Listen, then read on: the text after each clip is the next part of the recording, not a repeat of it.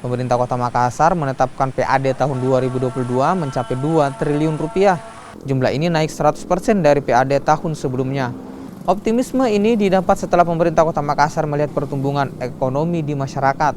Pemerintah Kota Makassar menilai capaian vaksinasi yang menghampiri 80% dan rendahnya kasus COVID-19 serta tingkat kepatuhan masyarakat pada protokol kesehatan membuat laju pertumbuhan ekonomi masyarakat semakin membaik. Sejumlah sektor usaha seperti hotel, restoran, tempat wisata, dan pusat perbelanjaan menunjukkan peningkatan ekonomi yang signifikan. Target tertinggi PAD 2022 berada di Dinas Pendapatan Daerah yang diperkirakan naik hingga 60%.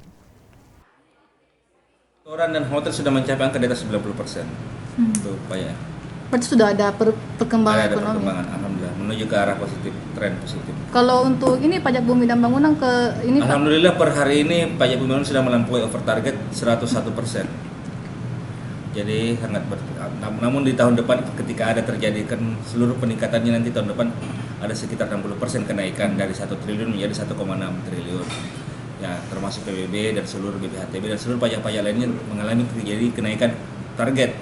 Ya, mungkin dengan cara-cara seperti yang dimaksud oleh Pak Wali, master digitalisasi pajak, ini yang semua akan kami lakukan, upayakan untuk mencapai target-target yang diberikan kepada kami di tahun depan 2020.